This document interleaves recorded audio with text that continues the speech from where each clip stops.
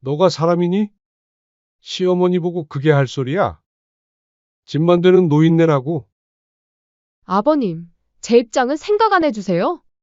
며느리랑 시어머니가 사이좋은 집이 얼마나 있다고. 그 정도면 착하게 말한 거죠. 그동안 앞에서는 착한 척하고 뒤에서 몰래 그러고 다녀서? 어디, 나한테도 똑같이 한번 그렇게 해보거라. 제가 얼마나 스트레스 받았으면 그랬겠어요? 맨날 깜빡깜빡해서 똑같은 말 반복해야 하고 이게 얼마나 큰 스트레스인데요? 물론 어머니께 못되게 한 건 인정하는데 그렇다고 경찰에 신고할 건 아니잖아요? 이번 사연의 주인공은 68세 이희성 씨입니다. 평생 가족을 위해 묵묵히 땀 흘리며 살아온 무뚝뚝한 남편이자 아버지죠. 얼굴에는 세월의 주름이 깊게 패여 있지만 아직도 굽지 않는 어깨와 단단한 손에는 살아온 세월의 무게가 고스란히 담겨 있었습니다. 이희성 씨의 아내는 67세 정복래 씨였습니다. 오랜 세월 함께 살아온 동반자이자 이성 씨에게는 세상에서 가장 소중한 사람이었죠. 하지만 몇 달 전 복래 씨에게 청천벽력 같은 소식이 전해졌습니다. 바로 초기 치매 진단이었습니다. 처음엔 사소한 깜빡임이었습니다. 가끔 물건을 어디 뒀는지 잊어버리거나 약속 시간을 헷갈리는 정도였죠. 복래 씨는 괜찮다며 웃어넘겼습니다. 여보, 나이 들면 다 그런 거 아니야? 저 아직 멀쩡해요. 하지만 시간이 지날수록 증상은 조금씩 심해졌습니다. 식사를 했는지 잊어버리거나 가끔은 방금 전 대화 내용을 기억하지 못했죠. 의사는 병원 입원을 권했지만 복래 씨는 완강히 거부했습니다. 병원은 싫어요. 집이 좋아요. 이성 씨도 아내의 마음을 이해했습니다. 평생 살던 집을 떠나는 게 얼마나 무서운 일인지 알고 있었죠. 그래서 결심했습니다. 자신이 직접 돌보겠다고 말이에요. 그렇게 아내를 집에서 요양하는데 문제는 점점 치매 증상은 심해져 갔고 아내는 점점 애가 타져 갔죠. 또 문제는 치매약 값과 생활비였습니다. 이성 씨는 그렇게 도배와 수리 일용직을 나가기 시작했습니다.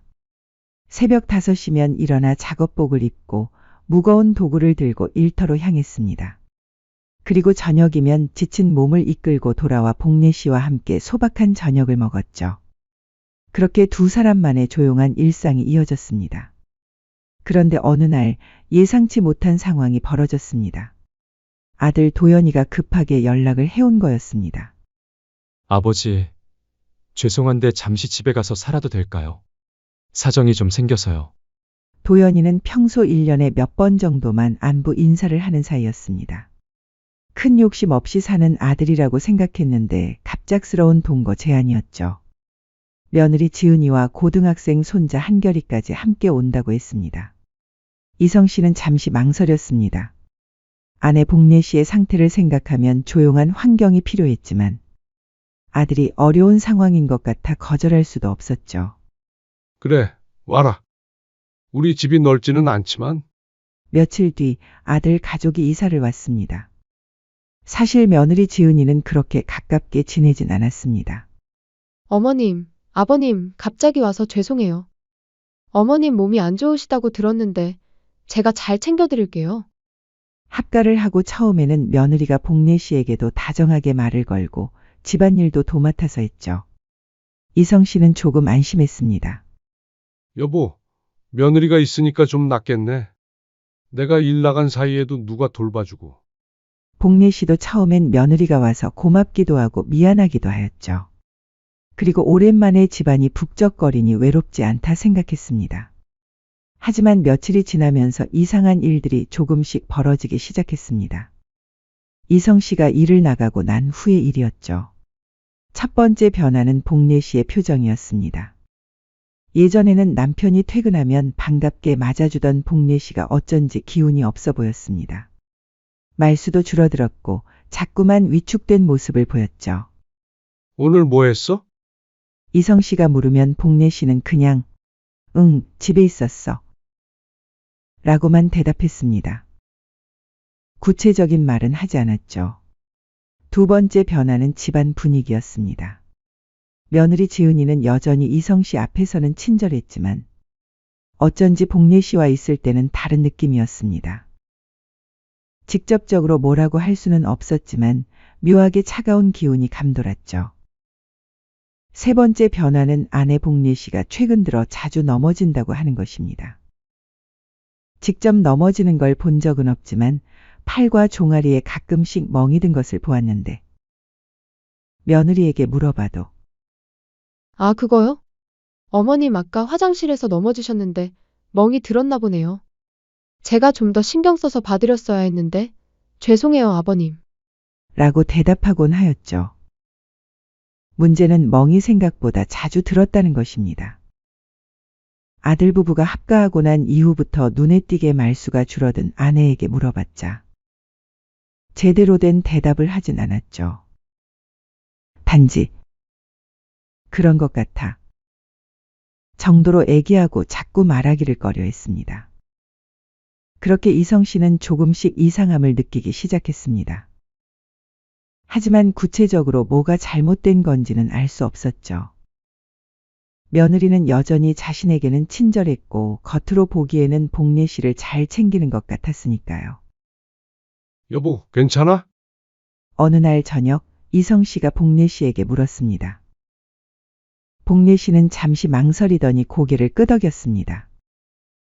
하지만 복례 씨의 눈에는 뭔가 말하고 싶지만 말할 수 없는 복잡한 감정이 어려 있었습니다. 이성 씨는 그걸 놓치지 않았지만 섣불리 추궁하지는 않았죠. 그렇게 아들 가족과의 동거가 시작된 지 3달이 지났습니다. 겉으로 보기에는 평범한 3대 가족의 모습이었지만 보이지 않는 곳에서는 뭔가 다른 일들이 벌어지고 있었습니다. 이성 씨는 아직 몰랐습니다. 자신이 집을 비운 낮 시간에 사랑하는 아내에게 어떤 일이 벌어지고 있는지를, 그리고 곧 마주하게 될 끔찍한 진실에 대해서도 말이죠. 그러던 어느 날 불행히도 복례 씨의 치매 증상이 급격히 악화되기 시작했습니다. 남편인 이성 씨를 알아보지 못하는 날들이 생겼고 어린아이처럼 행동하는 일이 더욱 잦아졌죠. 아저씨, 누구세요? 우리 집에 왜 들어오셨어요? 어느 날 퇴근한 이성 씨를 보며 복례 씨가 한 말이었습니다. 50년 가까이 함께 산 남편을 모르는 아내의 모습에 이성 씨는 가슴이 무너지는 것 같았죠. 여보, 나야. 당신 남편? 남편? 아니에요. 제 남편은 젊고 잘생겼거든요. 복례 씨는 고개를 저으며 이성 씨를 경계하듯 바라봤습니다. 그러다가도 갑자기 어린아이처럼 웃으며 손뼉을 치기도 했죠. 며느리 지은이는 이런 복례 씨의 변화를 이성 씨에게 자세히 설명해 줬습니다. 아버님, 어머님이 요즘 정말 많이 안 좋아지셨어요. 아까도 갑자기 울면서 집에 가고 싶다고 하시더라고요. 여기가 집인데 말이에요. 그래? 내가 없을 때 많이 힘들었을 텐데. 아니에요, 괜찮아요. 어머님은 제가 잘 돌봐드릴게요. 지은이는 늘 이렇게 헌신적인 며느리 역할을 했습니다. 이성 씨 앞에서는 말이죠. 하지만 복례 씨의 말수는 점점 줄어들었습니다. 그리고 가끔씩 정신이 맑을 때면 이성 씨에게 이상한 말을 하곤 했죠. 여보, 지은이가 저를 미워해요. 왜 그런지 모르겠어요. 복례야, 뭔 소리를 하는 거야? 며느리가 당신을 얼마나 잘 돌봐주는데. 아니에요. 당신이 없을 때 저한테 무서운 말을 해요. 때려요. 복례 씨는 어린아이처럼 울상을 지으며 말했습니다. 하지만 이성 씨는 믿기 어려웠죠. 치매 환자의 망상일 가능성이 높다고 생각했습니다. 그런데 며칠 뒤 이성 씨는 복례 씨의 팔에 멍자국을 발견했습니다.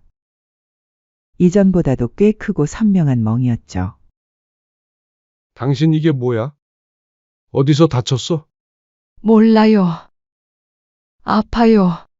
복례 씨는 어린아이처럼 자신의 팔을 바라보며 울기 시작했습니다. 이성 씨가 며느리에게 물어보니 지은이는 당황한 기색을 보였습니다. 아, 그거요? 아까 어머님이 넘어지셨어요. 제가 부축해드리려고 했는데 거부하시더라고요. 넘어졌다고? 엄청 자주 넘어지네. 네, 요즘 어머님이 균형 감각이 많이 떨어지셨거든요. 그래서 제가 항상 조심하라고 말씀드리는데, 며느리 지은이의 설명은 그럴듯했습니다. 실제로 복례 씨의 걸음걸이가 불안정해진 건 사실이었으니까요. 하지만 이상한 일들은 계속 이어졌습니다. 복례 씨의 방에서 비린내가 나기 시작했고 밥은 늘 차갑게 식어 있었습니다. 반찬도 시들어 있었고 종종 바닥에 음식물이 떨어져 굳어 있는 것을 발견했죠. 또 다른 이상한 점은 홈캠이었습니다. 이성 씨가 복례 씨를 혼자 두기 불안해서 설치한 홈캠이 자꾸 꺼져 있거나 방향이 바뀌어 있었죠. 홈캠이 왜 꺼져 있어? 어머님이 만지시나 봐요. 요즘 호기심이 많으셔서 이상한 곳에 자꾸 손을 대세요. 가장 충격적인 순간은 어느 날 새벽이었습니다. 이성 씨가 화장실에 가려고 일어났는데 거실에서 이상한 소리가 들렸습니다. 살그머니 나가보니 믿을 수 없는 광경이 펼쳐져 있었죠. 복례 씨가 식탁 아래에서 웅크린 채 벌벌 떨고 있었습니다. 마치 무언가로부터 숨으려는 것처럼, 작은 동물이 폭풍을 피하는 것처럼 말이에요. 당신 이 새벽에 무슨 일이야? 왜 여기 있어? 이성 씨가 조용히 부르자 복례 씨가 고개를 들었습니다. 그 눈에는 극도의 공포가 어려 있었죠. 무서워. 무서워. 복례 씨는 어린아이처럼 중얼거리며 이성 씨의 옷자락을 붙잡았습니다. 뭐가 무서워? 나 여기 있잖아. 지은이가 무서워요. 저를 때려요. 나쁜 말 해요. 그 순간 이성 씨의 머릿속이 복잡해졌습니다.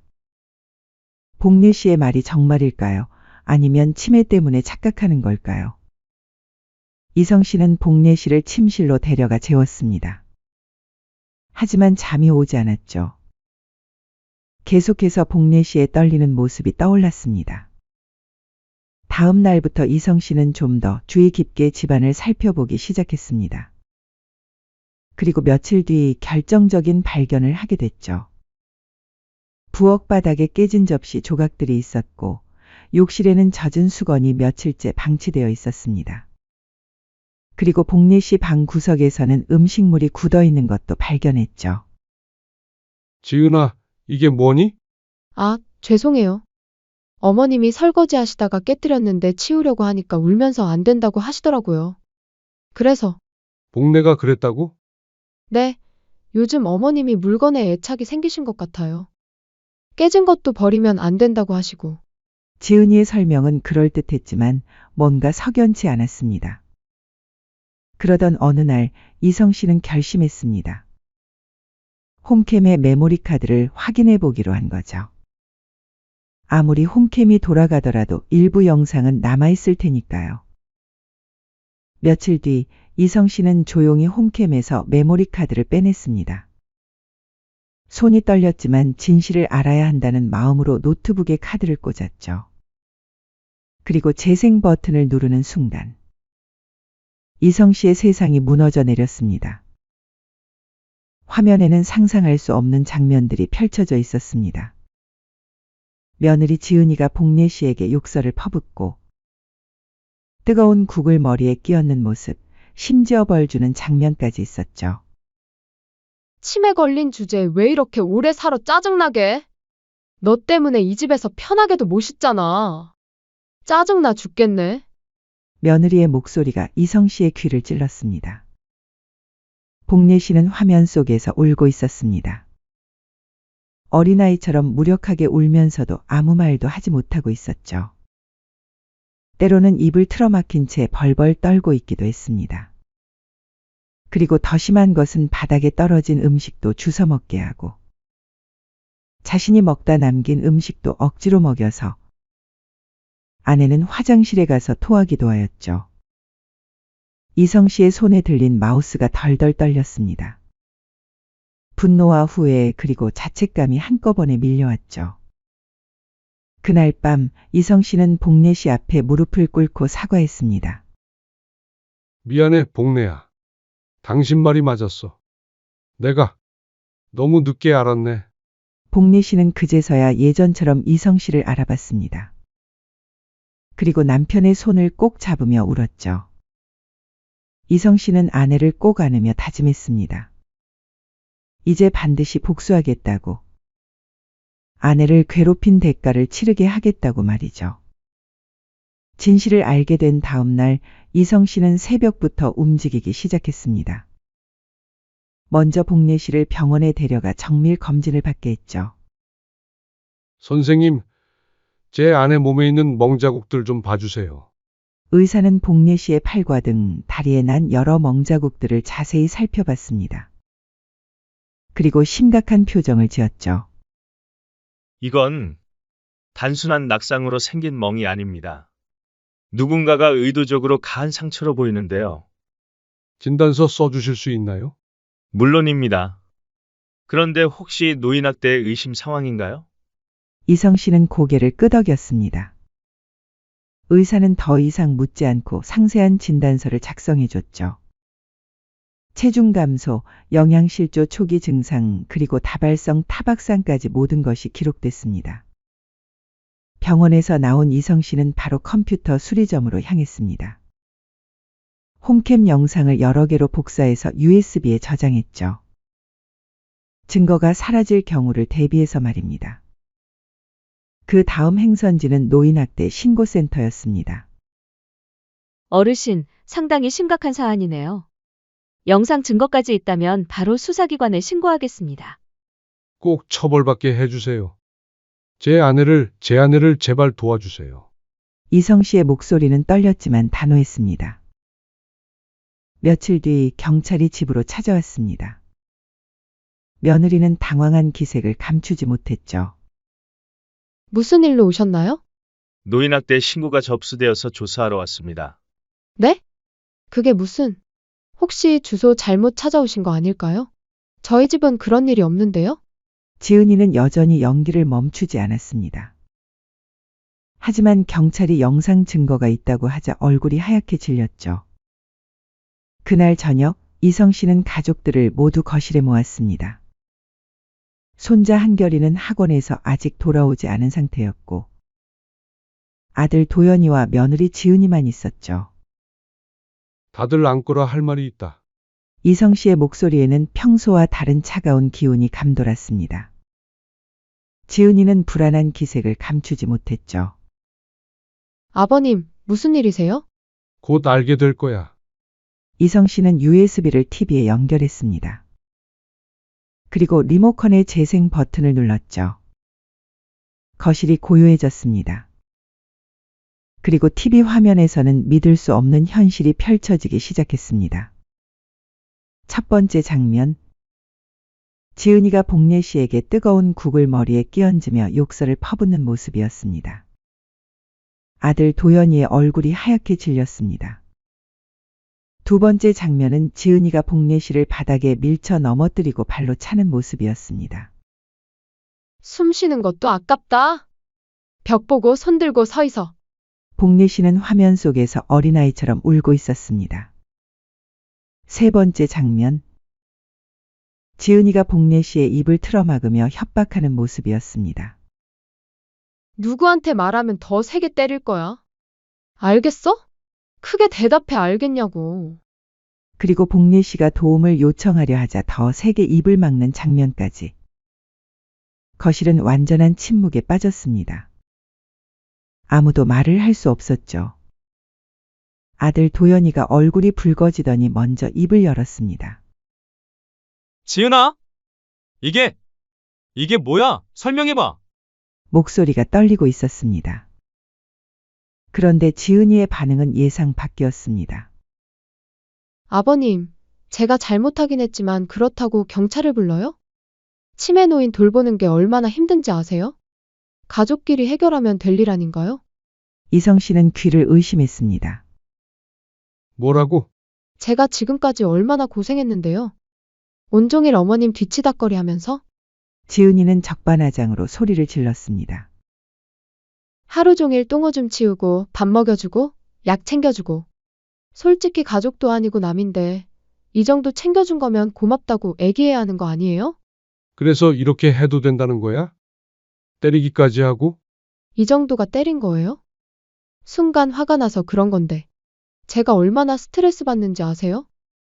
친정에서는 시댁에서 잘해달라고 하고, 시댁에서는 아무도 도와주지 않고, 내가 너네한테 도와달라고 한 적 있니?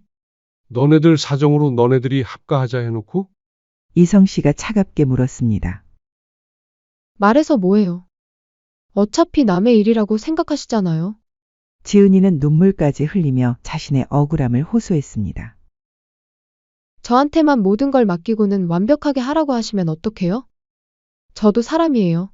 지은아, 대체 이게 어떻게 된 일이야? 너가 힘든 거는 이해를 하겠지만 그렇다고 우리 엄마한테 이렇게 해. 그게 변명이라고 말하는 거야? 뭘 그만해. 당신도 마찬가지잖아.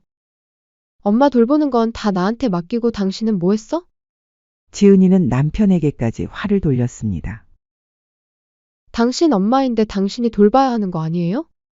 왜 며느리인 제가 다 해야 해요? 이성 씨는 지은이의 말을 듣고 있자니 분노가 치밀어 올랐습니다. 그래서 내 아내를 때린 거야? 그렇게 표현하지 마세요. 저도 한계가 있어요.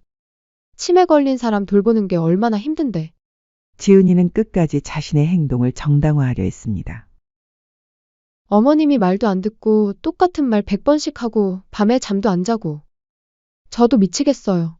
그럼 말로 하지. 왜 때려? 말로 해서 통해요? 치매 환자한테 말이 통해요? 지은이의 목소리는 점점 커졌습니다.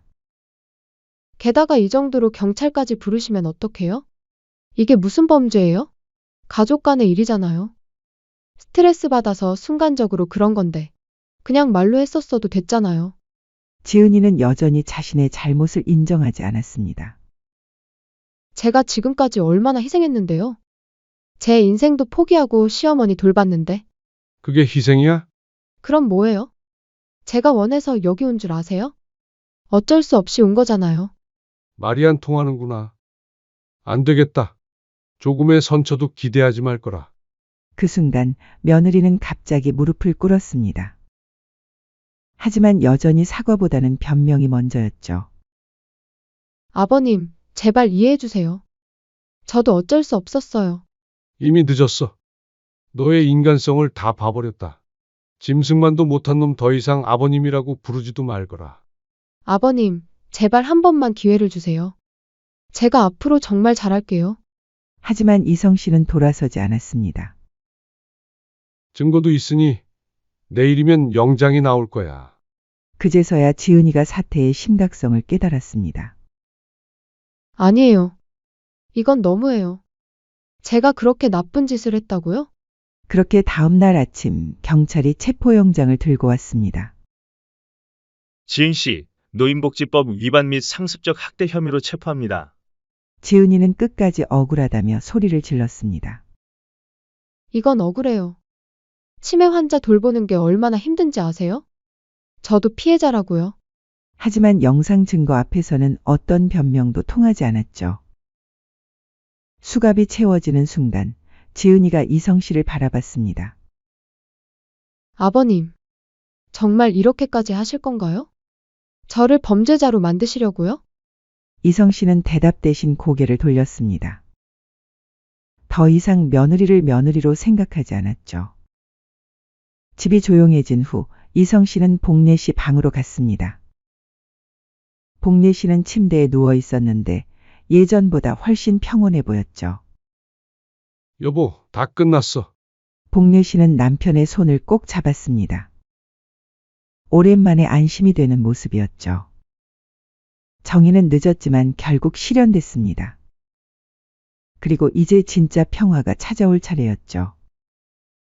지은이가 체포된 지 일주일 후 재판이 시작됐습니다.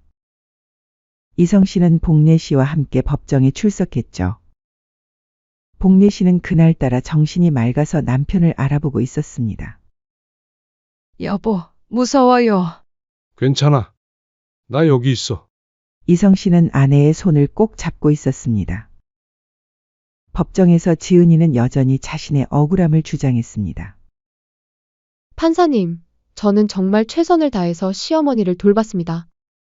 치매 환자를 돌보는 게 얼마나 힘든 일인지. 하지만 검사가 홈캠 영상을 증거로 제출하자 법정은 숨이 막힐 듯 조용해졌습니다. 화면에 나오는 지은이의 모습은 변명의 여지가 없었죠. 복례 씨를 때리고 욕설을 퍼붓고 협박하는 장면들이 적나라하게 드러났습니다. 법정에 울려 퍼진 며느리의 목소리를 듣고 있자니 이성 씨는 다시 한번 분노가 치밀어 올랐습니다. 의사의 증언도 이어졌습니다. 피해자의 몸에는 다발성 타박상과 영양실조 초기 증상이 발견됐습니다. 이는 지속적인 학대의 결과로 보입니다. 며느리의 변호사가 최후 변론을 했습니다. 피고인은 치매 환자를 돌보는 스트레스로 인해 일시적으로 판단력을 잃었을 뿐입니다. 고의성이 있었다고 보기는 어렵습니다. 하지만 판사는 냉정했습니다. 영상을 보면 일회성이 아닌 지속적이고 계획적인 학대로 판단됩니다. 특히 홈캠을 조작해 증거를 인멸하려 한 점은 고의성을 명확히 보여줍니다. 마침내 선고가 내려졌습니다. 피고인 지은을 노인복지법 위반 및 상습적 학대 혐의로 징역 1년 6개월에 처합니다. 법정에 웅성거림이 일었습니다. 지은이는 끝까지 억울하다며 소리를 질렀죠. 이건 억울해요. 이게 감옥까지 갈 일이라고요? 저도 피해자라고요. 하지만 이미 늦었습니다. 지은이는 그 자리에서 법정 구속됐죠. 며느리의 얼굴이 창백해졌지만 이성 씨는 더 이상 돌아보지 않았습니다. 재판이 끝난 후 며칠이 지났습니다. 어느 날 저녁 아들 도연이가 아버지를 찾아왔습니다. 눈이 빨갛게 부어 있었고 많이 야윈 모습이었죠. 아버지, 저 왔어요. 들어와라. 이성 씨는 예전과 다른 조용한 목소리로 말했습니다. 도연이는 거실에 앉아 한참 동안 말을 하지 못했습니다. 그러다가 갑자기 바닥에 무릎을 꿇고 머리를 조아렸죠. 아버지, 정말 죄송합니다. 고개 들어라. 아니요. 저는 정말 한심한 아들이었습니다. 제 아내가 어머니를 그렇게 괴롭히는 걸 정말 몰랐어요. 도연이의 목소리는 떨리고 있었습니다. 아버지, 저는 정말 바보였어요. 지은이가 어머니를 잘 돌본다고만 생각했어요. 어머니가 자꾸 기운이 없어 보여도 치매 때문이라고만 생각했고. 이성 씨는 아들을 가만히 바라봤습니다. 일어나서 앉아라. 너도 지은이에게 속은 거잖아. 나도 속았는데 너라고 다를 게 있겠어. 이성 씨의 말에 도연이는 울음을 터뜨렸습니다. 아버지, 죄송해요. 정말 죄송해요. 그만 울어.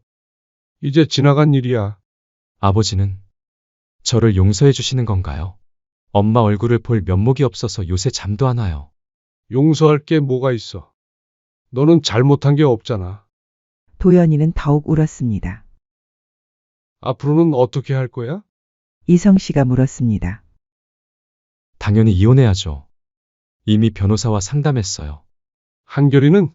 한결이는 많이 충격받았어요. 엄마가 할머니를 그렇게 대한 걸 알고 나서는 엄마를 보려고도 하지 않아요. 도연이는 한숨을 쉬었습니다. 아버지, 앞으로 제가 어머니를 같이 돌보겠습니다. 당연히 아들인 제가 해야 할 일이에요. 그래, 같이 하자. 그날부터 도연이는 매일 아버지 집에 와서 어머니를 돌보기 시작했습니다. 처음에는 서툴렀지만 점점 요령을 익혀갔죠. 손자 한결이도 주말마다 와서 할머니와 시간을 보냈습니다.